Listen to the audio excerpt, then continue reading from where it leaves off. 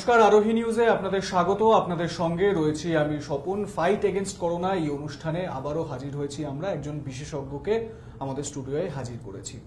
আজকে আমাদের স্টুডিওয়ে উপস্থিত রয়েছেন বিশিষ্ট শিশুরোগ বিশেষজ্ঞ ডাক্তার পি চক্রবর্তী। তার সঙ্গে পরিচয় করিয়ে দেবো। ডাক্তারবাবু আমাদের স্টুডিওতে আগেও এসেছেন, আরও একবার তাকে আমরা পেয়েছি এবং তার কাছ থেকে বিশেষ পরামর্শ আমরা দেব। তার আগে, অনুষ্ঠান শুরু করার আগে একটা বিষয় আপনাদের জানিয়ে দিই। সেটা হচ্ছে গিয়ে ইতিমধ্যেই আমরা দেখতে পেয়েছি যে বেশ কিছু বিষয় সামনে এসেছে। 11,000-এর ওপরে মানুষ আক্রান্ত হয়েছেন সারা দেশে। প্রায় 400 জনের কাছাকাছি মানুষ, এক্স্যাক্ট নয়, প্রায় 400 জনের কাছাকাছি মানুষ মারা গিয়েছেন, মৃত্যু হয়েছে করোনা ভাইরাসে আক্রান্ত হয়ে। এবং খুবই আশ্চর্যের এবং ভীষণই তাৎপর্যপূর্ণ একটা জায়গা যে প্রত্যেক দিনই কিছু না কিছু থিওরি, কিছু না কিছু চিকিৎসা বিজ্ঞানের তত্ত্ব পাল্টে যাচ্ছে এই করোনা ভাইরাসকে সামনে রেখে। গতকালকেই আপনাদের বলেছিলাম কলকাতা মেডিকেল কলেজে এক প্রসূতি, তার সন্তান প্রসব হওয়ার পরই তিনি করোনা ভাইরাসে আক্রান্ত হন, সেই খবর সামনে এসেছে। এবার এই জায়গা থেকে চিকিৎসকদের চিন্তা বেড়েছে যে নবজাত যে শিশু, সেই শিশু কোনো রকমভাবে আক্রান্ত হয়ে যাবে না তো করোনা ভাইরাসে। এই জায়গা থেকে বিশেষ গুরুত্বপূর্ণ আলোচনা ডাক্তারবাবুর সঙ্গে করবো। ডাক্তারবাবু, এই মুহূর্তে মানে আপনি এর আগে আমাদের অনুষ্ঠানে যখন এসেছিলেন বলেছিলেন যে ভার্টিক্যাল ট্রান্সমিশন এখনো পর্যন্ত সেরকম কিছু দেখা যায়নি, তো এই মুহূর্তে চিকিৎসা বিজ্ঞান কি বলছে? চিত্রটা খুব পরিষ্কার নয়, তবে আগে যা যা স্টাডি হয়েছিল, স্টাডিটা খুব সংখ্যায় কমই হয়েছিল নিউবর্নের ক্ষেত্রে। তো সেই অনুযায়ী আমাদের কাছে যা তথ্য ছিল তাতে বলা হয়েছিল যে ভার্টিক্যাল ট্রান্সমিশন এতে হচ্ছে না। কিন্তু এখন একদম রিসেন্ট যা কিছু বিজ্ঞানীরা বলছেন যে একটা চান্স থেকেই যাচ্ছে যে ভার্টিক্যাল ট্রান্সমিশন হলেও হতে পারে। তো যেহেতু এটা এতই নতুন একটা অসুখ, এর গতি প্রকৃতি এবং বৈজ্ঞানিক তথ্য ক্রমাগত চেঞ্জ হতে থাকবে এবং সেই অনুযায়ী আমাদেরকে নিজেদের আপডেটেড হতে হবে। কিন্তু এখনো অবধি নিউবর্ন জন্মালো আমরা ধরে নিচ্ছি যে এটা পারিপার্শ্বিক, সেটা মায়ের থেকেই হতে পারে বা অন্যান্য যে হেলথ কেয়ার ওয়ার্কার্সরা আছেন, ডক্টর, নার্স বা আরও যারা কেয়ার গিভার্স আছেন, তাদের থেকে হয়তো ট্রান্সমিশনটা হচ্ছে। কিন্তু নিউবর্নের যেটা একটা আশার দিক যে মায়ের থেকে ইভেন যদি হচ্ছে যে ভার্টিক্যাল ট্রান্সমিশন হয়, বাচ্চার গঠনগত ত্রুটি কোনো সম্ভাবনা নেই এখন অবধি যা তথ্য আছে। তো সেটা যেমন জাইকা ভাইরাস বা অন্যান্য আরো কিছু ভাইরাসে অত্যন্ত অনেকগুলো হচ্ছে যে জন্মগত ত্রুটি দেখা দেয়। তো সেই রকম কোনো সম্ভাবনা এখন অবধি পাওয়া যায়নি, সেটা একটা আশার দিক। কিন্তু এই যে শ্বাসকষ্টের মতন যে রোগগুলো, সেই সমস্যাগুলো কি থেকে যেতে পারে? বাচ্চাদের শ্বাসকষ্ট হলেও হতে পারে, কিন্তু সেটাকে আমরা নন স্পেসিফিক কোনো যে যা যা চিকিৎসা পদ্ধতি আছে সেইগুলো দিয়ে আমাদের যা যা সাপোর্টিভ ট্রিটমেন্ট, সেই সাপোর্টিভ ট্রিটমেন্টের মাধ্যমে তাকে ট্রিট করতে হবে। বাচ্চাকে যা নর্মাল অন্য 5টা বাচ্চার যা যা করা হয়, যদি সে বাচ্চার এত শ্বাসকষ্ট হচ্ছে যে তাকে ভেন্টিলেটেড করতে হলো, তাহলে তাকে করতে হবে। কিন্তু এখন অবধি সেই রকম সংখ্যাটা সেই রকম আশঙ্কাজনক নয়। আর 5টা বাচ্চাকে যেমন হচ্ছে মা বুকের দুধ খাওয়ায়, বুকের দুধ খাওয়ানো চলবে, মাকে মাস্ক পরতে হবে, মাকে হ্যান্ড হাইজিন মেনটেন করতে হবে, ব্রেস্ট হাইজিন মেনটেন করতে হবে। কিন্তু এই যে ঘটনাটা আমরা দেখলাম যে মা তিনি আক্রান্ত হয়েছেন করোনা ভাইরাসে, সেক্ষেত্রে আমরা জানি, আমরা মানে বারবারই বলে আসি যে মাতৃদুগ্ধ অমৃত সম। তো সেক্ষেত্রে কি ব্রেস্ট ফিডিং করাটা কতটা নিরাপদ বলে মনে হয়? না, এখন অবধি ব্রেস্ট ফিডিং এর কোনো বিকল্প নেই এবং এটা নিরাপদ বলেই ধরা হচ্ছে এবং ব্রেস্ট ফিডিং চলবে। মা যদি এমন অসুস্থ হয়ে পড়েন যে তিনি বাচ্চাকে ব্রেস্ট ফিডিং করাতে পারছেন না, তার সেক্ষেত্রেও এক্সপ্রেসড ব্রেস্ট মিল্ক নিয়ে বাচ্চাকে আলাদাভাবে খাওয়ানো হবে। আর মা যদি এতটাই অসুস্থ হয়ে পড়েন যে বাচ্চাকে মাকে আইসিইউতে রাখতে হচ্ছে, সেক্ষেত্রে অন্যান্য যা আছে যে অল্টারনেটিভ আমরা দেখি যে অন্যান্য যে টিন্ড মিল্ক দেওয়া হয় তাহলে দিতে হবে। এখনো অবধি ডাক্তারবাবু যেটা মানে বাচ্চা থেকে মায়ের থেকে সেপারেট করে বাচ্চাকে রাখতে হবে এবং সুরক্ষার জায়গাটা একদম নিশ্চিত করতে হবে শিশুর। আমাদের দর্শক বন্ধুদের নর্মালি আমরা সেপারেট করছি না, একেবারেই যতটা সম্ভব মায়ের সঙ্গে রেখেই ট্রিটমেন্ট করা হচ্ছে, বা যদি বাচ্চার কোনো ট্রিটমেন্টের দরকার না হয় তাহলে বাচ্চাকে ট্রিটমেন্ট করাই হবে না, মাকে ট্রিটমেন্ট করা হবে। এবং মা আর সাধারণ 5টা সুস্থ মায়ের মতন যেমন ভাবে বাচ্চাকে হ্যান্ডেল করেন ঠিক সেমন ভাবে সেরকম ভাবেই, যদি না খুব বড় কোনো সিভিয়ার কোনো প্রবলেম দেখা দেয়।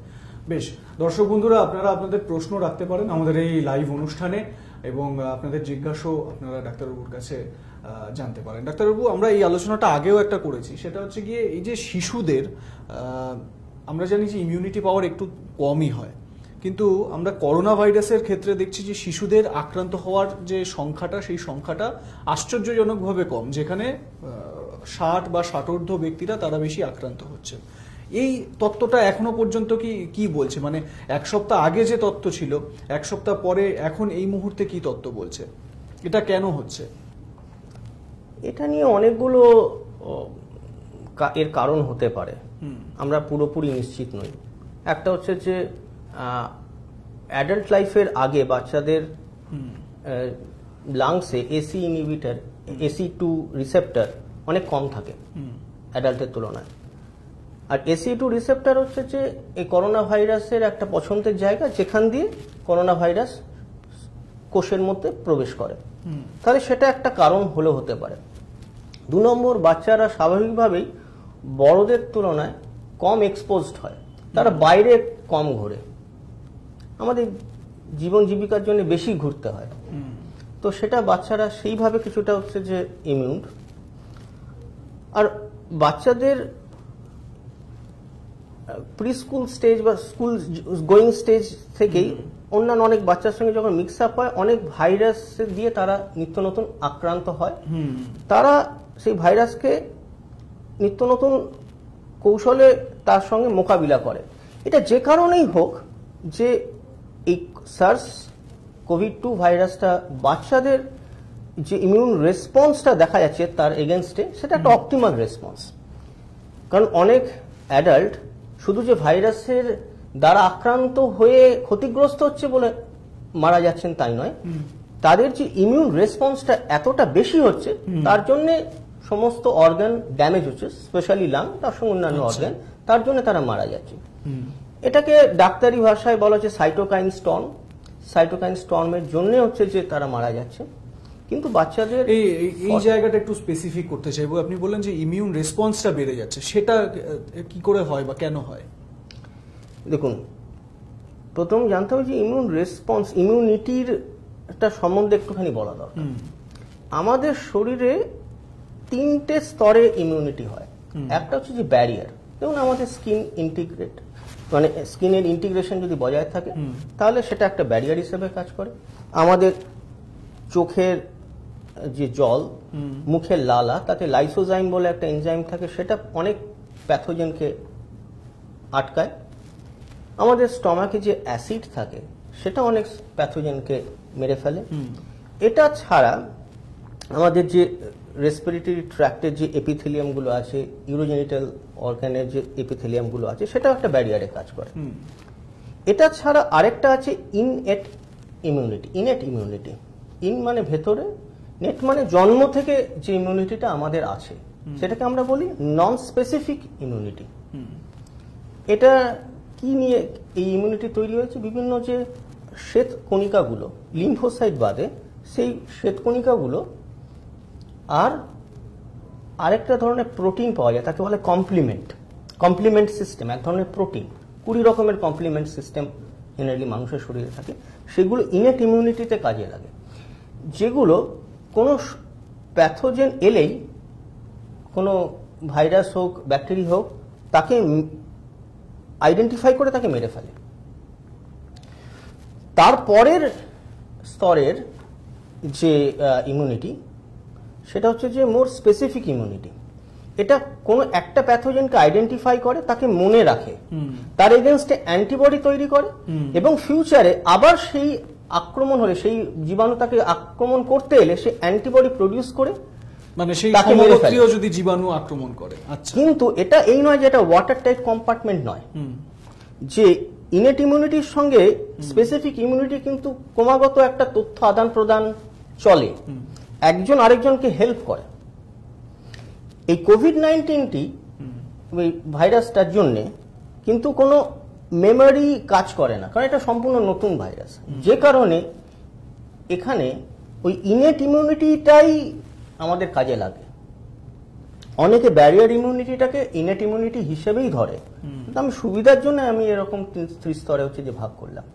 এবং নিজেদের মধ্যে তথ্য আদান প্রদান করে। ডেনড্রাইটিক সেল বলে একটা সেল আছে, সে কি করে যে কোন প্যাথোজেন এলেই সে কি করে সেই প্যাথোজেনের একটা পার্ট, প্রোটিন পার্টটাকে নিয়ে গিয়ে ও আবার স্পেসিফিক ইমিউনিটির কাছে গিয়ে দেখায়, যে সেলগুলোর কাছে, যে দেখো এ এসেছে,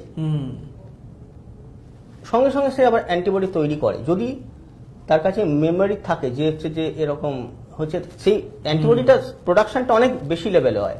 আর প্রথম যখন যদি দেখে তখন সেই অ্যান্টিবডির লেভেলটা কম্পারেটিভলি কম থাকে।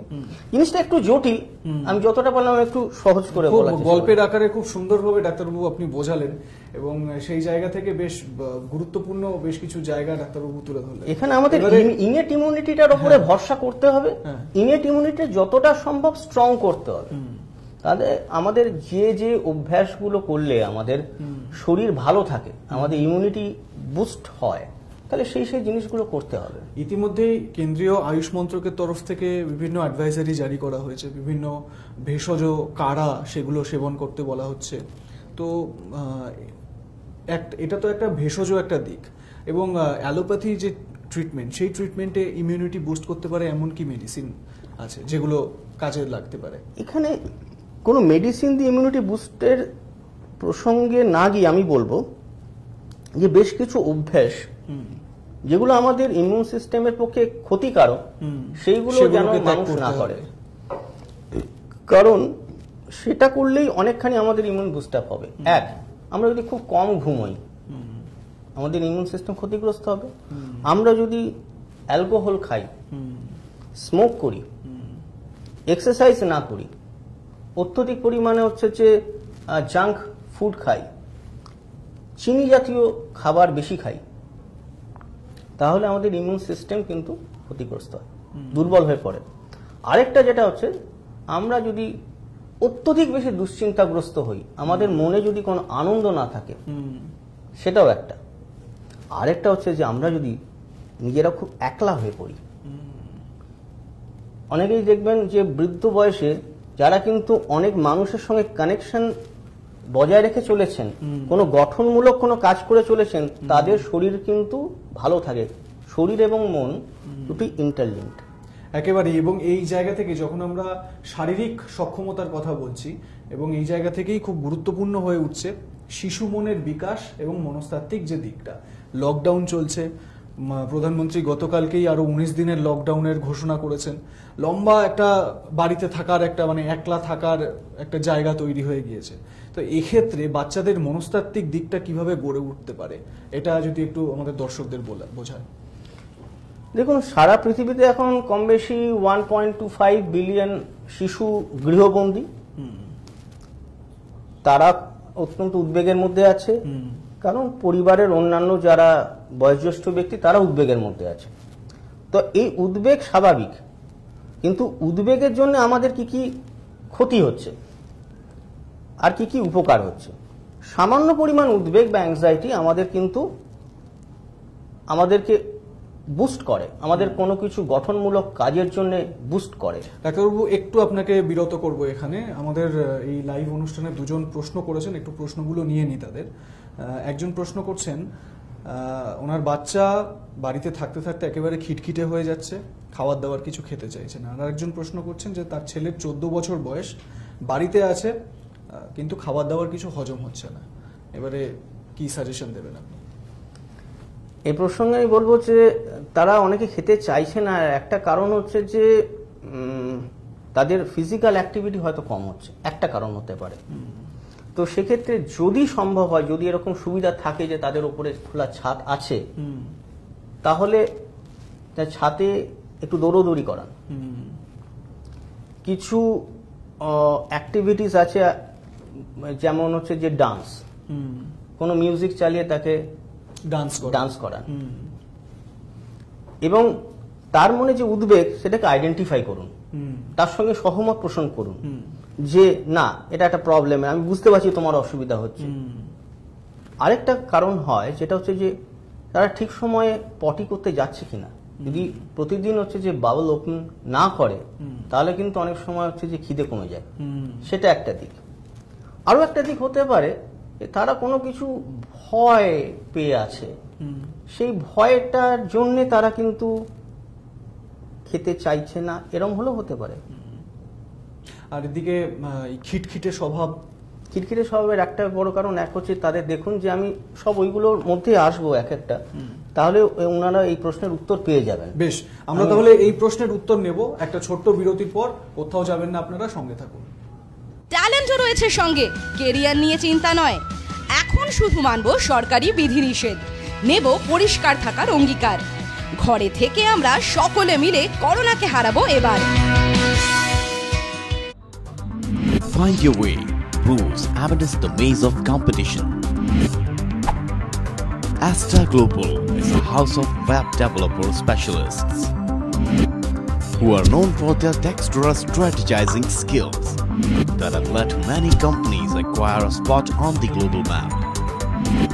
Any project that comes our way sees success imminently. We are an impassioned lot who are here to create your brand tomorrow. Our major web services are e-commerce solutions, portal design and developments, corporate website design and developments, educational portals, and many more. Asta Global offers complete solutions in one place for your website and online business. Want to get in touch? We would love to hear from you. Here is how you can reach us. Log into www.astaglobal.in or give us a call on +91 86971 09160. এক ডাকেই যাকে পাই, আরোহী foundation একেবারেই তাই। 8 থেকে 80-র জন্য এক ডাকে সাড়া দেয় আরোহী ফাউন্ডেশন। দুস্থ মানুষের পাশে দাঁড়ানোর জন্য অঙ্গীকারবদ্ধ আরোহী ফাউন্ডেশন। ছাত্রছাত্রীদের সফল ভবিষ্যতের জন্যই নিবেদিত আরোহী ফাউন্ডেশন। আরোহী foundation, solution for every need. Bigo Interior Services excel in the power of design and impact. Reinventing the style of work and learning for the world's biggest brands. We provide elite services to enrich our clients to their best form.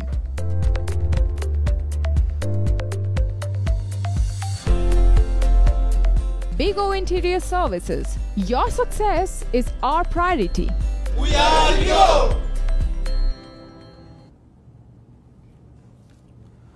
ফিরে এলাম বিরতির পর।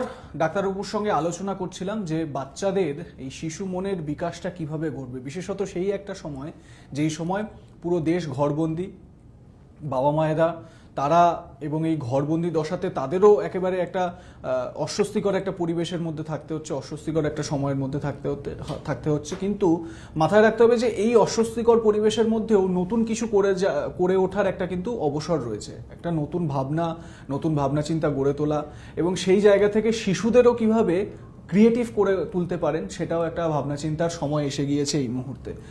বিশেষজ্ঞরা কি বলছেন শুনে নি ডাক্তারবাবুর কাছ থেকে। ডাক্তারবাবু, মানে বিরতিতে যাওয়ার আগে আপনি এই আলোচনাটা বললেন যে আরো বিস্তারিত বলবেন, কিভাবে এই সময়টায় বাচ্চাদেরকে আরো অনেক বেশি ক্রিয়েটিভ করা যায়, আরো অনেক বেশি নতুন নতুন কাজে এঙ্গেজ করে রাখা যায়। ঠিকই বলেছেন। এক্ষেত্রে আমার সাজেশন হবে 3টে জিনিস। 1, follow routine. 2, be creative. and 3, stay connected. প্রথমে রুটিন আপনাকে বাচ্চা রুটিন ফলো করানোর আগে বাচ্চাকে নিজেকে ফলো করতে হবে, কারণ বাচ্চারা সবসময় বাবা মাকে দেখে শেখে। আপনাকে একটা নির্দিষ্ট রুটিন ফলো করুন। আপনি ঠিক সময় শুতে যান, ঠিক সময় উঠুন, ঠিক সময় ব্রেকফাস্ট করুন, ঠিক সময়ে খান, ঠিক সময় চান করুন, এবং নিজে কিছু গঠনমূলক কাজ করুন, কিছু একটা পড়াশোনা করুন বা কোনো আপনার যদি কোনো নিজস্ব হবি থাকে সেটাকে করুন। আর বাচ্চাদের ক্ষেত্রে পড়াশোনা অত্যন্ত ইম্পর্ট্যান্ট। বাচ্চাকে বোঝাতে হবে যে না, পড়াশোনা করতেই হবে, এটা ভ্যাকেশনের কোনো টাইম না একেবারেই। এবং আরেকটা হচ্ছে যে ফিজিক্যাল অ্যাক্টিভিটি। আপনি নিজে এক্সারসাইজ করুন এবং বাচ্চাকেও কিছুটা এক্সারসাইজ করান। খেলার ছলে করুন, তাতে কোনো ক্ষতি নেই। কেউ যদি যোগ ব্যায়াম করে তাকে করতে দিন। যদি কেউ ফিজিক্যাল অ্যাক্টিভিটিটা ডান্সের মাধ্যমে করে তাকে করান। আর ক্রিয়েটিভিটি কিভাবে ক্রিয়েটিভ হওয়া যায় না, একটা নির্দিষ্ট সময় বার করুন, যে সময়টায় একটা খেলা খেলুন, যে আস্ক কোয়েশ্চেন, এটা কি ভাবে হয়, কেন হয়। ধরা যাক সাধারণ কোয়েশ্চেন, গাছের পাতা সবুজ কেন, বৃষ্টি কোথা থেকে হলো, মেঘ কেন হয়। দেখবেন আপনি বোঝাতে গিয়ে কিন্তু বেশ আপনার পক্ষে কঠিন হয়ে যাচ্ছে বাচ্চাদের এই সহজ সরল তথ্য কোশ্চেনগুলো উত্তর। তাহলে আপনি তখন কি করবেন? আপনার কাছে অনেকের কাছেই ল্যাপটপ আছে বা মোবাইল আছে, আপনি ইন্টারনেটে সার্চ করতে পারেন, সার্চ ইঞ্জিন তো বিশ্বে আছে একেবারেই। এছাড়া আপনার কাছে বাচ্চাদের এনসাইক্লোপিডিয়া অনেকের বাড়িতে আছে, তাহলে সেইগুলোকে কাজে লাগান। তাহলে একটা সময় বার করুন যে বাচ্চাদের এই যে কি কেন, এর পিছনে এই কোশ্চেন বাইল্যাটারাল, আপনি কোশ্চেন করবেন, বাচ্চাও কোশ্চেন করবে, এবং দুজনে মিলে জয়েন্টলি একটা অ্যাক্টিভিটি করছেন, তার উত্তর খুঁজছেন একেবারে। এবং সেই শিশু মনের বিকাশ, মানে মনস্তাত্ত্বিক বিকাশ করতে গিয়ে দেখা যাচ্ছে বাবা মায়েদেরও কিন্তু মানসিক জায়গাটা অনেক বেশি উন্নত হচ্ছে। আর এডুকেশন নিয়ে বলতে গিয়ে যেটা বলার, যে যারা উচ্চ শিক্ষার জন্য প্রিপারেশন নিচ্ছে তাদের কাছে এই সময়টা খুবই উদ্বেগের এবং চিন্তার। তারা কি করতে পারে, যে অনেকে জয়েন্ট এন্ট্রান্স এক্সামিনেশনের প্রিপারেশন নিচ্ছে, মাধ্যমিকের ছিল, উচ্চ মাধ্যমিকের ছিল, তারা কি করবে না, তাদের একটা গ্রুপ ফর্ম করুক, তারা কে কি করছে সেটা নিজেদের মধ্যে তথ্য আদান প্রদান করুক, করে পড়াশোনা কিভাবে করানো যায়, এমন কোনো অনলাইন কোনো কোচিং এর সঙ্গে তারা যুক্ত করা যায় কিনা, থাকলে খুব ভালো, সেইখানে তাদের সেই রিসোর্সগুলোকে কাজে লাগাতে হবে। আর বাচ্চারা অনেকে হচ্ছে যে আরো যারা ছোট, তারা অনেকে বাবা মার কাছে পড়তে চায় না, এটা একটা প্র্যাকটিক্যাল প্রবলেম। আপনি শুনলে আশ্চর্য হবেন যে 2018 সালে best teacher of the world global একটা অ্যাওয়ার্ড পেয়েছিলেন একজন মহিলা ব্রিটেনের, তার নাম হচ্ছে অ্যান্ড্রিয়া জাফরেকু। তার টিনেজ দুটো সন্তান, হ্যাঁ, গার্ল আছে। তিনি নিজে স্বীকার করেছেন যে আমার বাচ্চারা আমার কাছে পড়ে না, খুব শক্ত কাজ পড়ানো, নিজের বাচ্চাকে পড়ানো খুব শক্ত কাজ। সুতরাং ওয়ার্ল্ডের বেস্ট টিচার যদি হাত তুলে দেন, তাহলে আপনাদের হতাশ হবার কিছু কারণ নেই। আপনারা চেষ্টা চালিয়ে যান, যতটা সম্ভব ততটা করুন, কিন্তু পড়াশোনা করতে হবে, এই মেসেজটা যেন লাউড এবং ক্লিয়ার হয়, এবং ফান আপনাকে হতে হবে। আরেকটা নিজেরা, আমি এই জায়গা থেকে একটা প্রশ্ন আপনার কাছে রাখবো। এই যে পড়াশোনার ক্ষেত্রটা বলছেন, তো বেশিরভাগ ক্ষেত্রে মানে আমাদের যে আর্থসামাজিক যে ব্যবস্থা সেই জায়গায়, এবং সেখানে আমরা দেখেছি যে মায়েদের একটা রোল কিন্তু ভীষণ রকম ভাবে বড়। কারণ বাচ্চারা যখন বড় হচ্ছে সেই সময় থেকে মানে পড়াশোনার সূত্রপাতটা বই নিয়ে বসানো, তাকে পড়াশোনার মধ্যে একাগ্রতা তৈরি করা, এই জায়গাটা মায়েদের ভূমিকা খুব গুরুত্বপূর্ণ থাকে। এটা যদি একটু ব্যাখ্যা করেন। দেখুন, মায়েরা অনেকেই বাচ্চার সঙ্গে বেশি সময় কাটায়, অনেক বাবাই হচ্ছে যেটা হয় যেটা হচ্ছে বাইরে সময় একটু বেশি কাটায়, অনেকে জীবিকার জন্য, অনেকে হচ্ছে যে আবার তারপরে তার বন্ধু বান্ধবদের নিয়ে। কিন্তু এক্ষেত্রে এখন সেরকম কিছু রোল শুধু একটা মা রোল প্লে করবে এরকম বললে হবে না, হয়তো এক্ষেত্রে বাবাদেরও অনেকটা অগ্রণী ভূমিকা নিতে হবে এবং চেষ্টা চালিয়ে যেতে হবে, এই হচ্ছে যে কথা। আর যেটা হচ্ছে যে নিজেরা অনেক সময় এই জিনিসগুলো কেন করতে পারি না, না আমরা সবসময় একটা উদ্বেগের মধ্যে থাকি, যে সকালে ঘুম থেকে উঠে উদ্বেগ, কি হবে কি হবে, হ্যাঁ, অনেকগুলো জিনিস নিয়ে উদ্বেগ। এক হচ্ছে যে প্রথম হচ্ছে নিজের জীবন নিয়ে, পরিবারের সুরক্ষা নিয়ে, আমার চাকরি থাকবে কিনা, স্যালারি কাট হতে পারে কিনা, এই সমস্ত বিষয় নিয়ে, কোথাও যাবার কথা ছিল হলো না, বা আর বাবা মা একটু দূরে আছেন, তারা কেমন আছেন, সব বিষয় নিয়ে। তাহলে যেটা আমি আগেও একবার বলার আমি চেষ্টা করেছিলাম, যে হচ্ছে যে একটা সময় বার করুন যেটা আপনি রাখবেন নিজের উদ্বেগ নিয়ে আপনি চিন্তা করবেন। ওই করোনা ভাইরাস নিয়ে তখন ওই সময়টা আপনি চিন্তা করবেন, করোনা ভাইরাসের জন্য আপনার কি কি অসুবিধা হচ্ছে, কিন্তু সব সময় দিনের প্রতিটি মুহূর্ত যদি আপনি উদ্বেগ নিয়ে কাটান তাহলে সেটা আপনার নিত্যদিনের কার্যকলাপে খুব ব্যাঘাত ঘটাবে। আপনার সঙ্গে আপনার স্ত্রী, মানে আপনি বলছেন যে উদ্বেগকে সময় দেওয়ার জন্য আপনাকে মানে মেকানিক্যাল হতে হবে, আপনাকে চেষ্টা করতে হবে যে একটা পার্টিকুলার সময় আপনি রাখবেন, যে সময়টা আপনি হচ্ছে যে করোনা নিয়ে এবং তার কি কি খারাপ এফেক্ট আপনার উপরে পড়তে পারে সেটা নিয়ে আপনি ভাবুন। অন্য সময়টা পরিবারের সঙ্গে হাসি মুখে কিছুটা সময় কাটান এবং নিজেকে বোঝান যে এটা একটা টাইম অফ অপরচুনিটি। আপনার ভাবনার গতিমুখটাকে পাল্টাতে হবে। আপনি ভাবতেই পারেন এই কি হলো, খুব খারাপ সময়, এইভাবে কিন্তু দিন কেটে যাবে।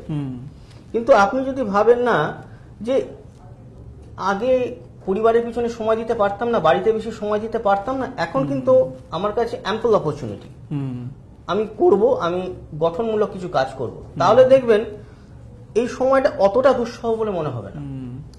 আমরা ছোটবেলায় অনেকে পড়েছি স্বাধীনতা সংগ্রামীদের কথা, দেখেছি যে অনেক বছর তারা হচ্ছে যে কারাগারে কাটিয়েছে।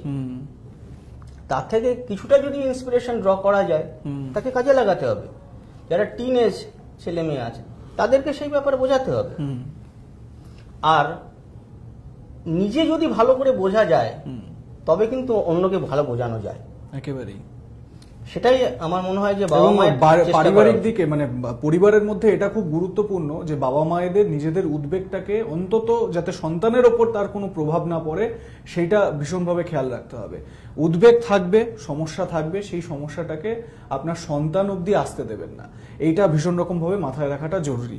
ডাক্তারবাবু একজন প্রশ্ন করছেন যে তার ছেলের 4 বছর বয়স, 4 বছরের একটু বেশি বয়স, তার সমস্যা হচ্ছে অ্যাসিডিটির প্রবলেম হচ্ছে, তো কি করবেন তিনি সেটা একটু জানতে চাইছেন। দেখুন, অ্যাসিডিটি মানে অনেক রকম কারণে হতে পারে। সে কি খাবার খাচ্ছে সেটা দেখতে হবে, কি খুব জাঙ্ক ফুড খাচ্ছে, খুব যদি চকলেট খায়, অনেকের আবার দুধ খেলে সমস্যা হয়, গরুর দুধ বা মাদার ডেয়ারির দুধ এই জাতীয় পাউডার মিল্ক খেলে সমস্যা হয়, সেটা হতে পারে। ফিজিক্যাল অ্যাক্টিভিটি কম হওয়ার জন্য তার একটা হজমের সমস্যা হতে পারে, সেটা হচ্ছে যে ম্যানিফেস্টেড হচ্ছে তার একটা অম্বলের সমস্যা হচ্ছে বলে। আর যদি খুব যেটা বললাম স্পাইসি ফুড খুব যদি খায় বা জাঙ্ক ফুড, আমি আশা করি এখন এই মুহূর্তে সেটা হচ্ছে না, জাঙ্ক ফুডটা কিন্তু হচ্ছে যে সাপ্লাই হচ্ছে না। প্রথম কথা দেখতে হবে যে হচ্ছে যে অত্যধিক পরিমাণে হচ্ছে যে গরুর দুধ বা ওই জাতীয় দুধগুলো খেলে কিন্তু অনেকের অ্যাসিডিটি হয়, সেটা দেখতে হবে। আর মানুষ খাওয়া দাওয়াতে একটু চেঞ্জেস আনতে হবে, একদম যেরকম ভাবেই হোক খাওয়া দাওয়া একটু চেঞ্জেস আনতে হবে। ডাক্তারবাবু একটা বিষয় অনেকেই প্রশ্ন করেন, এটা যে আপনি যেরকম বললেন না যে শারীরিক একটু কসরত করা খুব দরকার, কিছুটা শারীরিক কসরত করলে অনেকটাই সুফল পাওয়া যায়। সেক্ষেত্রে এখন অনেকেই বলবেন যে জীবন আটকে রয়েছে ফ্ল্যাট বাড়িতে আর তার মধ্যে লকডাউনের জাতাকল, এই দুয়ের একেবারে মিশেলে শারীরিক কসরত তো দূরের কথা, মানে কোনো কিছুই ঠিক মতো হয়ে উঠছে না, তো তাদেরকে কিভাবে সমাধান দেবেন? না দেখুন, চেষ্টা থাকলে উপায় হয়। আমি এই বলবো না যে হচ্ছে যে আপনাকে জিমে যেতে হবে, আপনি হচ্ছে যে বারান্দায় যান, বারান্দায় গিয়ে হচ্ছে যে গ্রিল ধরে কিছুটা উঠবোস করুন, আপনি হচ্ছে যে হাত পা নাড়ুন, হালকা জগিং করুন, তাহলেই দেখবেন আপনার হচ্ছে যে শরীরে মনে একটা অন্য প্রভাব পড়ছে। কারণ কিছু কিছু ব্রেনের যে কেমিক্যালস সেগুলো এক্সারসাইজ করলে অ্যাটলিস্ট দিনে যদি 20 মিনিট করে এক্সারসাইজ করেন দেখবেন সেইগুলো পরিমাণ ব্রেনে বেড়ে গেল, বেশ কিছু কেমিক্যালস, সেইগুলো হচ্ছে যে আপনাকে একটা ওয়েল বিং এনে দেবে 1 নম্বর। তো সেটা করুন যতটা সম্ভব। আপনি হচ্ছে যে এর আইডিয়াগুলো আপনি ইউটিউবে পাবেন, অনেক কিছু ভাবে করা সম্ভব, চেষ্টা থাকলে উপায় হবে। একেবারেই তাই। আর যেটা কারণ বলছিলাম যে মানে উদ্বোসের মধ্যেও তো একটা এক্সারসাইজ রয়েছে, একদম উদ্বোসের মধ্যে হচ্ছেন আপনি বাড়িতে যদি হালকা ছোট কোনো ডাম্বল থাকে নিয়ে করুন, তা নাহলে আপনি নেটে অনেক রকম ভাবে এক্সারসাইজের আছে, যোগ ব্যায়াম করুন, বিছানার উপরে করা সম্ভব, প্রাণায়াম করুন, করা সম্ভব। আর যেটা হচ্ছে বলছিলাম স্টে কানেক্টেড, স্টে কানেক্টেড বলতে এটা ফিজিক্যাল ডিস্টেন্স মেনটেন করতে বলা হচ্ছে, কিন্তু আপনার কাছে মোবাইল আছে, আপনার কাছে ইমেল আছে, ইন্টারনেট আছে, আপনি কি করতে পারেন যে আপনি এক্সটেন্ডেড যে ফ্যামিলি মেম্বার্স তাদের সঙ্গে আপনার একটা হোয়াটসঅ্যাপ গ্রুপ করে কথাবার্তা বলুন। আপনার পরিবারে আজকে কোনো একটা মজার ঘটনা ঘটলে সেটাকে, বা একটি ছেলে কোনো একটা মজার অ্যাক্টিভিটি করেছে সেটাকে পোস্ট করে দিন, সবাই তার মধ্যে মজার মজার কমেন্ট লিখুন, আপনারা দেখবেন হচ্ছে যে ভালো লাগবে। আর কি করতে পারেন না, কানেকশন উইথ দ্য ফ্রেন্ডস, সপ্তাহে প্রতিদিনই নয়, সপ্তাহে 2 বা 3টে দিন রাখুন। এই সময় তারা যে ক্লোজ ফ্রেন্ড তাদের সঙ্গে কথাবার্তা বলতে পারে, তাহলে সেও বুঝতে পারে বাচ্চারা যে আমরা বন্ধু, তো ও বাড়িতে আটকে, তাহলে আমিও বাড়িতে আটকে। আবার তাদের মনে একটা এটা সে মনের থেকে শান্তি পাবে, আবার তার ভালো লাগবে যে সে ভিডিও কলিং এর মাধ্যমে কথা বলতে পারে, প্রতি মুহূর্তে নয়। হ্যাঁ, আরেকটা হচ্ছে যে কানেকশন উইথ দ্য পাস্ট। আপনি আপনার ছোটবেলা কেমন করে কাটিয়েছেন তার কিছু দেখবেন ছবি, বেশ কিছু ডকুমেন্টস আপনার কাছে আছে, বাড়িতে পুরনো অ্যালবাম আছে, বা আপনার কাছেই কোনো ফটোগ্রাফস এগুলো আছে, আপনি শেয়ার করুন, বাচ্চাদের দেখান। যারা পৃথিবীতে নেই, যাদেরকে ওরা দেখেনি, তাদের সঙ্গে কানেকশনটা করার একটা অপরচুনিটি। আপনার কাছে আগে অবকাশ মিলতো না, এখন অবকাশ মিলছে। আরেকটা খুব ইম্পর্টেন্ট যে কানেকশন উইথ দ্য সোসাইটি, তাদেরকে বোঝানো যে অনেকেই আছে আর উচ্চবর্গে, তাদের কাছে হচ্ছে যে মল, মুভি হল, এই বিভিন্ন জায়গায় অ্যামিউজমেন্ট পার্কে যাওয়াটাই ছিল হচ্ছে জীবন। এবং মানে তাদের সন্তানের মধ্যেও সেই প্রভাবটা পড়েছে, তারাও সেই মল কালচার, অ্যামিউজমেন্ট পার্কে যাওয়া এটাতেই অভ্যস্ত হয়ে গেছে। বিশেষ করে এখনকার দিনের যারা বাচ্চা আছে তাদেরকে বোঝানো যে এই যে কত বাচ্চা আছে তারা কতটা কষ্টের মধ্যে আছে, তারা খেতে পাচ্ছে না, তাদেরকে এই খাবার পেতে গেলে কি কি করতে হচ্ছে। তো এটা হচ্ছে যে তাদেরকে কিছুটা সমাজ সচেতন করে তুলবে। This is the time of opportunity. সেই জন্য এই সময়কে, কঠিন সময়কে আপনাকে কাজে লাগাতে হবে, এটাই। আর যেটা আমি বলতে চাই যে হচ্ছে যে এই সময়টা কি হয়, ধরুন বাড়িতে কাজের লোক নেই, অনেকে কাজের প্রেশার বেশি পড়ে, তো কাজের প্রেশারটা কিভাবে হ্যান্ডেল করবে। যদি বাচ্চা খুব ছোট থাকে, যে বাচ্চা ঘুমোচ্ছে, সেই ফাঁকে কিন্তু হাজব্যান্ড ওয়াইফকে কাজ শেয়ার করে নিতে হবে। আর যদি আরেকটু বড় বাচ্চা থাকে, যাকে দিয়ে কিছুটা আপনি কাজ করাতে পারেন, যে তাকে এনগেজ করে রাখা, বালিশটা ওখানে রেখে দাও, এইটা দেখো, এই কাপড়গুলো তুমি ওইখানে রেখে এসো, তাহলে দেখবেন বাচ্চার মধ্যে কিন্তু সে এনগেজও থাকবে, সে একটা প্রাইড ফিল করবে, আমি করেছি, এবং তাকে অ্যাপ্রিসিয়েট করুন। আর যার আরো একটু বড় বাচ্চা, যারা টিনেজ, তাদেরকে হচ্ছে যে ছোটখাটো কিছু হচ্ছে কুকিং এর ক্লাস করান না, তাকে আয়রনিং শেখান না, তাকে দিয়ে একটু ক্লিনিং করান না, মানে একটু রেসপন্সিবিলিটি নিতে হবে। হ্যাঁ, রেসপন্সিবিলিটি শোল্ডার করার ক্ষমতাটা তাদের মধ্যে বাড়বে। এটা তাদের ফিউচারে যদি তাদেরকে হোস্টেলে যেতে হয়, তাদের কাজে লাগবে একেবারেই, একদম। এবং তারা আরেকটা জিনিস, তাদের মেসেজটা যাবে যে এটা একটা জেন্ডার নিউট্রাল অ্যাক্টিভিটিস, এটা সব বাড়ির কাজ যে মহিলারা করবে, কুকিং মানে মহিলারা করবে তা নয়, ছেলেদেরও করতে হবে। এটা কিন্তু একটা দারুণ অপরচুনিটি। ডাক্তারবাবু দুজন প্রশ্ন করেছেন, একটু প্রশ্নগুলো নিয়ে নিই। পিঙ্কি দেবী, যিনি এর আগে প্রশ্ন করেছিলেন যে তার সন্তানের অ্যাসিডিটির একটু সমস্যা হচ্ছে, তিনি বলছেন যে বাইরের খাবার কিছু খাওয়াচ্ছেন না, গরুর দুধও খাওয়াচ্ছেন না, সব বন্ধ, সব মানে বাড়িতে তৈরি খাবার দাবারই খাওয়াচ্ছেন, তাও এই অ্যাসিডিটির সমস্যাটা তার হচ্ছে। তো এই জায়গাটা একটু যদি স্পেসিফিক করে বলেন। তার হচ্ছে যে এটা কি নতুন কোনো হচ্ছে যে এরকম সমস্যা হচ্ছে, না আগেও মাঝে মাঝে সমস্যা হয়েছে? তিনি কি মানে মিষ্টি বা ছানা জাতীয় কোনো খাবার খাচ্ছেন বা চকলেট লজেন্স খাচ্ছেন কিনা, সেটা একটু জানা দরকার। অর্থাৎ আপনার বাচ্চাকে আপনি কি খাওয়াচ্ছেন সেই খাবার দাবারের দিকে আগে নজর দিন। মানে যেই খাবারটা খেয়ে যদি দেখেন যে তার বাচ্চার হজম হচ্ছে না, অসুবিধা হচ্ছে, সমস্যা হচ্ছে, তাহলে সেই খাবারটা ইমিডিয়েটলি বন্ধ করুন। এবং কি কি খাওয়াতে পারেন সেটা যদি একটু বলে দেন। সব আপনার বাড়িতে যা যা বাকি যা হয়, নন স্পাইসি ভেজিটেবলস যা যা হয়, বা সে আগে যা যা খেয়েছে তাতে তার কোনো সমস্যা হয়নি, সেই খাবারগুলো যদি হচ্ছে যে এখন পাওয়া যায়, সেই খাবারই খাওয়াবেন। এবং তার প্রতিদিনের হচ্ছে যে টয়লেটটা সে যেন নির্দিষ্ট সময় করে, পটি ওপেন করলে অটোমেটিক্যালি কিন্তু ডাইজেস্টিভ পাওয়ারটা বাড়ে। আচ্ছা, এখানে একটা আমি দেখেছি বাচ্চাদের, বেশিরভাগ বাচ্চাদেরই একটা এরকম মানে বাবা মায়েদের একটা সমস্যা থাকে, সেটা হচ্ছে কি বাচ্চাদের টয়লেটে যাওয়ার অভ্যাসটা অনেক ক্ষেত্রেই দেখা যায় যে কম, যথাসময়ে টয়লেট যায় না, পটিটা ঠিক সময় করে না, এরকম একটা সমস্যা দেখা দেয়। সেক্ষেত্রে বাবা মায়েদের কি করণীয়, মানে এটা কিভাবে তারা হ্যান্ডেল করতে পারে? কমন প্রবলেম, বাচ্চারা পটি করতে যেতে চায় না, এটা বড় বড় সমস্যা। বাচ্চারা কি করে, মনে করে যে ওই সময়টা নষ্ট, তারা একটুখানি কার্টুন দেখলো, একটু খেলাধুলা করলো, হ্যাঁ, একটু করে বল নিয়ে খেলছে, এই সময় করে ওরা কি করে, পটি পেলে ওরা চেপে দেয়। ওরা কি করে, কোনো পর্দা বা সোফার কোণা ধরে দাঁড়িয়ে পড়লো, পা দুটোকে ক্রস করে দিল, কিছুক্ষণ বাদে পটির বেগটা চলে গেল, করে আবার খেলাধুলা করতে থাকলো। কেন যেতে চায় না? একটা মনে করে সময় নষ্ট, প্লাস বেশিরভাগ ক্ষেত্রে বাথরুমে কি হয় যে পরিবেশটা বাচ্চার পক্ষে ঠিক কন্ডিউসিভ না, বাচ্চারা ওই পরিবেশটা ভালো লাগে না, একটুখানি গন্ধ, একটু অন্ধকার, কোথাও হয়তো একটা ছোট্ট মাকড়সা আছে, এইসব কারণে বাচ্চারা আরো বেশি যেতে চায় না। তাহলে কি করলো, যেই পটিটা শক্ত হয়ে গেল, যখন এবার পটি করতে যাবে, এবার লাগবে, তাহলে কি হবে, আবার ভীতি জন্মালো, টয়লেটের উপরে ভীতি জন্মালো পটি করার জন্য, পটির উপরে ভীতি জন্মাতে আবার সে পসপন করতে থাকবে, এই ভিশাস সাইকেলটা চলতে থাকে।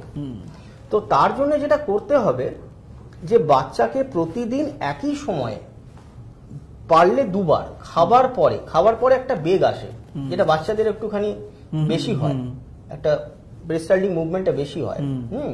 তো সেটাকে কাজে লাগিয়ে পটিতে বসিয়ে রাখতে হবে, মানে টাইমিংটাকে একটা নির্দিষ্ট সময়, বায়োলজিক্যাল ক্লকের মধ্যে পড়বে। আর বাচ্চারা কি করে, পটিতে বসেই আবার উঠে পড়তে চায়, কেন, তার সময় নষ্ট, সে 5 মিনিট পরেই উড়ে। যদি দরকার সম্ভব হয়, তাকে একটা ছবির বই দিয়ে তাকে বসান এবং তাকে বলুন না 10-15 মিনিট তোমাকে বসে থাকতেই হবে, তাহলে দেখবেন সে হয়তো কিছুটা পটি করলো। আর তাকে পর্যাপ্ত পরিমাণে জল খাওয়াতে হবে, জল না খাওয়া, শাকসবজি না খাওয়া আর একটা বড় কারণ হচ্ছে যে পটির সমস্যার, এটা দিয়ে দেখবেন অনেকখানি হচ্ছে। এবং তাকে একটুখানি পজিটিভ রিইনফোর্সমেন্ট, যদি পটি প্রতিদিন করে একই সময়, তাকে একটু ভালো বলা, এই জিনিসগুলো হচ্ছে যে করলে দেখবেন এই জিনিসটা অনেকটা পরিমাণে ট্যাকল করা গেছে। বেশ, আর এটা মাথায় রাখতে হবে অবশ্যই, মানে একেবারে ফ্রেন্ডলি অ্যাটমসফিয়ারে কিন্তু বাচ্চাকে বেড়ে মানে মানুষ করতে হবে, এই জায়গাটা ভীষণ রকম ভাবে মাথায় রাখা জরুরি। ডাক্তারবাবু দুজন প্রশ্ন করছেন, সেটা হচ্ছে গিয়ে সদ্যজাত সন্তান, সেই সদ্যজাত বাচ্চার যদি জ্বর হয় তাহলে কি করবেন, আর একজন প্রশ্ন করেছেন সদ্যজাত শিশুর কিভাবে এই সময়টায় যত্ন নেবেন আর কি। দেখুন, সদ্যজাত শিশু স্পেশালি যদি আপ টু ধরুন 3 মাস বয়স অবধি বাচ্চা যদি কোনো কারণে জ্বর হয় এবং সেই জ্বর যদি 24 ঘন্টার বেশি স্থায়ী হয়, তাহলে কিন্তু আমাদেরকে অনেক বেশি সাবধান হতে হবে। সঙ্গে সঙ্গে আপনি হচ্ছে যে তার যে শিশুরোগ বিশেষজ্ঞ আছেন তার সঙ্গে যোগাযোগ করবেন, তাকে বলবেন যে এই জ্বর হয়েছে, এটা কোভিড-19 জন্য নয়, অন্য কোনো ইনফেকশন, বিশেষ করে সদ্য আপ টু 3 মান্থস বাচ্চারা কিন্তু কোনো ইনফেকশনকে কোনো একটা জায়গায় কন্টেন করে রাখতে পারে না, সেটা ছড়িয়ে যেতে চায়। তাহলে সেই জিনিসটাকে যথেষ্ট গুরুত্ব দিতে হবে। প্রথম কথা দেখতে হবে যে টেম্পারেচারটা, জ্বর বলতে কি বোঝাচ্ছে, এটা 100.4 হলে তবে সেটা নিউবর্নের ক্ষেত্রে জ্বর, কারণ বাচ্চাদের নিউবর্ন বেবির মেটাবলিক রেটটা অনেক বেশি, সেই জন্য তার টেম্পারেচার 99-99.5 থাকে, এটা স্বাভাবিক, বিশেষ করে গরমকালে। আবার যদি খুব বেশি করে হচ্ছে তাকে জড়িয়ে রাখা হয় কোনো কাপড় দিয়ে, তাহলে কিন্তু এটা আরো বেড়ে যেতে পারে। প্রথম কথা দেখতে হবে সেইগুলোর জন্য হচ্ছে কিনা, সেগুলো যদি না হয়, তা সত্ত্বেও যদি 24 ঘন্টার বেশি স্থায়ী হয়, তবে কিন্তু অবশ্যই ডক্টরের সঙ্গে যোগাযোগ করতে হবে, তাকে বলতে হবে যে আমার বাচ্চার এই, এবং দরকার হয় তাকে, দরকার নয় এটা প্রায় মাস 24 ঘন্টার বেশি স্থায়ী হলে ডক্টরের সঙ্গে পরামর্শ করে কিছু ব্লাড টেস্ট বা অন্যান্য কিছু টেস্ট করতে হতে পারে। স্পেশালি যদি বোঝা না যায় যে কি কারণে হচ্ছে, যদি দেখা যায় তার কোনো একটা কাশি বা সর্দি হচ্ছে, তাহলে হয়তো তাকে যে ডক্টর যেরকম মনে করবেন সেরকম ট্রিটমেন্ট করতে পারেন, তার কত বয়স সেই অনুযায়ী। কিন্তু এটা 3 মাস অব্দি বললাম, এটা 6 মাস অব্দি হলেও হতে পারে। সদ্যজাত শিশু যদি মানে সেটা 1 মাসের কমে বাচ্চা হয়, তাহলে অবশ্যই ডক্টরের সঙ্গে যোগাযোগ করবেন। একেবারেই। আর একটা প্রশ্ন যেটা আমার মানে এই সদ্যজাত শিশুদের নিয়ে, সেটা হচ্ছে গিয়ে সদ্যজাত সন্তান, মা এবং বাচ্চা দুজনেই ধরুন ভালো রয়েছেন, তাদেরকে বাড়িতে আনা হয়েছে এবং এই সময় তাদের মানে পরিচর্যা করা, ধরুন স্নান করানো, তাকে পরিচর্যা করা, পুরো বিষয়টা এটা খুব একটা গুরুত্বপূর্ণ জিনিস। তো সেই জায়গাটা কিভাবে মেনটেন করা যায়, কিভাবে করা যায়, এটা নিয়ে অনেকেরই একটা মানে প্রশ্ন থাকে, সংশয় থাকে যে কিভাবে তার বাচ্চাকে স্নান করাবেন, খুব উষ্ণ জলে করাবেন নাকি গরম জলে করাবেন, এরকম একটা অনেক নানান ধরনের প্রশ্ন থাকে। দেখুন, এখানে খুব ইউনিফর্ম গাইডলাইন বলতে যেটা সেরকম এক একটা দেশে এক এক রকম, যেটা বলা হয় আমরা এখানে যেটা বলি যে প্রথম 14 দিন যতদিন নাভিনা শুকোচ্ছে হচ্ছে যে পা থেকে মাথা অবধি কুসুম গরম জলে স্পঞ্জ করাবেন, পরিষ্কার কাপড় দিয়ে। হ্যাঁ, এখনই তেল, পাউডার, সাবান এক্ষুনি কিছু দেওয়ার দরকার নেই। 14 দিন বাদে, কেউ বলে 21 দিন বাদে, তারপরে সপ্তাহে 2 বার বা 3 বার, কেউ বলে এভরি অল্টারনেট ডে আপনি হচ্ছে যে সাবান লাগান, সপ্তাহে 1 বার করে শ্যাম্পু করান, এই জিনিসগুলো করান। কিভাবে করাবেন, বদ্ধ জায়গার মধ্যে করাবেন, খোলা জায়গায়, বারান্দাতে নয়। এই জিনিসগুলি অন্য আর 5টা মানে অন্য সময়ে যেরকম ভাবে বেবি চর্চা করেন, পরিচর্যা করেন, এবারও সেইটাই করতে হবে। এক্ষেত্রে যেটা আপনাকে করতে হবে, আপনি নিজে করলে ভালো, যত কম লোক আপনার কাছে আসবে, তাহলে আপনিও সুরক্ষিত থাকবেন, তাহলে বেবিও সুরক্ষিত থাকবে। আপনাকেই বেশি হচ্ছে যে দায়িত্বটা নিতে হবে। সেক্ষেত্রে আমি বলবো যদি আপনিও বেশি মানে সাহস প্রথমে পেতে হবে। সাহসটা পাওয়ার জন্য আপনাকে দেখতে হবে যে কিছু ইউটিউবে ভালো ভালো ভিডিও আছে, সেই ভিডিওগুলোকে আপনি যদি ফলো করেন, হ্যাঁ, এবং হচ্ছে দরকার হলে যারা বাড়িতে বয়োজ্যেষ্ঠ ব্যক্তি আছেন, বিশেষ করে তাদের কাছ থেকে আপনি কিছু টিপস পেতেই পারেন। এগুলো প্র্যাকটিক্যাল টিপস এবং ওটা বহু বছর ধরে চলে আসছে, তা আপনি সেগুলো করতে পারেন। বেশ, একজন প্রশ্ন করছেন যে গরুর দুধ কি একেবারেই খাওয়াবেন না? দেখুন, অনেক বাচ্চার গরুর দুধে অ্যালার্জি থাকে, কিন্তু সেটা খুব আন্ডার রিপোর্টেড, এটা আমার মনে হয়। এখন আমার সঙ্গে হচ্ছে যে অন্য অনেক ডাক্তারের মতের বিরোধ হতেই পারে, কিন্তু আমি খুব সোজা সাপটা ভাবে বিশ্বাস করি যে গরুর দুধ গরুর জন্য তৈরি হয়েছে, মানুষের দুধ মানুষের জন্য তৈরি হয়েছে। আপনি প্রকৃতিতে যদি দেখেন যে জেব্রার বাচ্চা জেব্রার দুধ খায়, জিরাফের বাচ্চা জিরাফের দুধ খায়, বাইসনের বাচ্চা বাইসনের দুধ খায়, এবং এক্ষেত্রে আমাদের সেটা মেনে চলা উচিত। তার কারণ হচ্ছে গরুর দুধের মধ্যে কিছু প্রোটিন থাকে, সেই প্রোটিনটা আমাদের শরীরে খুব অ্যালার্জির সৃষ্টি করে। কিন্তু আমরা হচ্ছে যে বলতে পারেন যে বেবির যে দুধ আমরা খাওয়াই, যে কৌটোর দুধ, যেগুলো হচ্ছে যে বেবি ফুড হিসাবে বিক্রি হয়, সেগুলো কোথা থেকে এলো? সেটা তো আকাশ থেকে পড়েনি, সেটাও তো হচ্ছে যে গরুর দুধ বা মোষের দুধ থেকে তৈরি হয়েছে।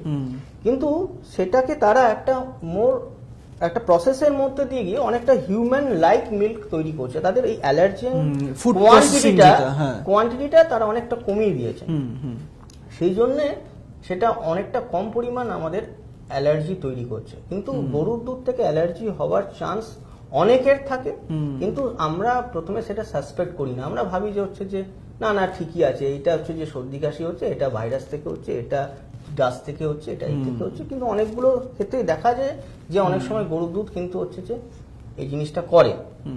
কিন্তু আমাদের কালচারাল বিলিফ আছে যে হচ্ছে আমরা না, গরুর দুধ থেকে কোনো কিছু হতে পারে না। এবারে মানে আমি একেবারে অনুষ্ঠানের শেষ মুহূর্তে এসে গেছি, একটা প্রশ্ন আপনার কাছে রাখতে চাইবো। একটা মা বাবাদের সন্তানের প্রতি এই অভিযোগটা বারবারই থাকে, সেটা হচ্ছে গিয়ে তাদের বাচ্চা খুব বেশি মোবাইলে অ্যাডিক্টেড হয়ে যাচ্ছে, সারাক্ষণ মোবাইল নিয়ে ভিডিও গেমিং করছে, কার্টুন দেখছে। তো এইটা থেকে বেরিয়ে আসার উপায় কি আপনি সাজেস্ট করছেন? আমি বলবো যে হচ্ছে যে আপনারা নিজেরকম মোবাইল দেখবেন, তাহলে বাচ্চারকম মোবাইল দেখবেন হচ্ছে যে বেশিরভাগ ক্ষেত্রে আমরাই দায়ী। আমার তো প্রফেশনের জন্য হচ্ছে যে অনেক সময় হচ্ছে যে থেকে কল আসে, মোবাইল নিয়ে হাতে নিয়ে বসে থাকি। কিন্তু মাঝে মাঝে দেখবেন অনেকে আছে যারা হিউম্যান টু হিউম্যান ইন্টারাকশন কমে গেছে, তার জন্য বহু রোগ দেখা দিচ্ছে, মানসিক রোগ। অটিজম স্পেকট্রাম ডিসঅর্ডার একটা বেড়ে যাওয়ার বড় কারণ হচ্ছে যে মোবাইল এবং ল্যাপটপ এবং অন্যান্য টিভি ভিউইং। টোটাল যে এই স্ক্রিনিং টাইমটা, non educational purpose screening time ideally হওয়া উচিত 1 ঘন্টা, ম্যাক্সিমাম 2 আওয়ার্স পার ডে, কিন্তু সেটা এই সময় আরো বেড়ে যাবে। সেই জন্যে আমি বলবো যে মোবাইলে কি দেখছে, কতক্ষণ দেখছে, এখন অতটা আপনি রেগুলেট করতে পারবেন না। কি দেখছে সেটার দিকে একটুখানি তাকান, সেটাকে মডিফাই করার চেষ্টা করুন এই মুহূর্তে, অ্যাটলিস্ট লকডাউন ফেজে, যে আপনি তাকে এমন কিছু জিনিস দেখান যাতে সে ইন্টারেস্ট পাবে এবং তার এডুকেশনাল জায়গাটা সেটাও থাকবে। এটাই হচ্ছে যে কথা। কিন্তু একটা মোবাইলে যদি আমি সবসময় দেখি মোবাইল তো রেসপন্স করছে না, তাহলে হিউম্যান টু হিউম্যান যে আমরা রেসপন্স, আমাদের ফেসিয়াল এক্সপ্রেশন বোঝা যে সে রেগে আছে না সে আনন্দে আছে, তার মানসিক বোঝার যে ক্ষমতাটা কোনো বাচ্চা তৈরি হচ্ছে না, যে কারণে অটিস্টিক স্পেকট্রাম ডিসঅর্ডার অনেক বেড়ে গেছে। আগে ছিল যৌথ ফ্যামিলি ছিল, অনেকজন লোক, একজন বাবা মা কোনো কাজে ব্যস্ত, আরেকজন কাকা কাকিমা জ্যাঠা বা বাড়িতে আরেকজন দাদু ঠাকুমা, তার সঙ্গে বাচ্চা গল্প করতো, শুনতো, ইন্টারাক্ট করতো, সে বুঝতে পারতো যে এইটা হলে ও রেগে যাচ্ছে, ও এটা খুশি হচ্ছে। কিন্তু এখন সেই জিনিসটাই হচ্ছে না। নিউক্লিয়ার ফ্যামিলি, সবাই ব্যস্ত, এমনকি বাবা মা বাড়িতে থাকলে সেও হচ্ছে যে আইদার হোয়াটসঅ্যাপ ব্যস্ত অথবা ফোনে ব্যস্ত। সেই কারণেই কিন্তু আমি বলবো যে আপনারা কম দেখুন, তাহলে বাচ্চারাও তাই করবে। আমি যেটা বললাম যে আপনি যদি এক্সারসাইজ না করেন, আপনি যদি রুটিন ফলো না করেন, আপনি যদি গঠনমূলক কাজ না করেন, ক্রিয়েটিভ না হন, তাহলে বাচ্চাও হবে না। আর আরেক ক্ষেত্রে, লকডাউনের ক্ষেত্রে আরেকটা ছোট্ট প্রসঙ্গ আমি একটা বলি, সেটা হচ্ছে যে এই ক্ষেত্রে দেখুন অনেকগুলো কাজ, দৈনন্দিন কাজ আগে যারা হয়তো বাড়িতে অন্য কেউ কুক আসতো তারা করে দিত, সে ছুরি কাঁচিগুলো একটা জায়গাতে রাখতো, হ্যাঁ, এখন আপনি করছেন, করতে করতে হয়তো আপনার বাড়িতে 2টি সন্তান আছে, একজন কেঁদে উঠলে আপনি মাঝপথে উঠে গিয়ে তাকে ধরতে গেলেন, ছুরিটা কোথায় রাখলেন আপনার খেয়াল থাকলো না। সেক্ষেত্রে কিন্তু আরেকটি সন্তান, সে কিন্তু হাঁটাচলা করছে, সে কিন্তু এসে তার কৌতূহলবশত সেটা নিয়ে কিছু একটা করতে পারে, বিপদ ঘটতে পারে। যে কোনো শার্প ইনস্ট্রুমেন্ট, মেডিসিন, যা কোনো কেমিক্যাল যেগুলো হচ্ছে যে থেকে বাচ্চার প্রবলেম হতে পারে, বিপদ আসতে পারে, কোনো ভারী জিনিস, গরম জিনিস, সেইগুলোর ব্যাপারে খুব সচেতন থাকুন, সাবধানে থাকুন। একেবারেই। অনেক ধন্যবাদ ডাক্তারবাবু, আপনি খুব মূল্যবান পরামর্শ আজকে আমাদের স্টুডিওতে দিলেন। আর ধন্যবাদ জানাবো আপনাদেরও আমাদের এই অনুষ্ঠানে থাকার জন্য।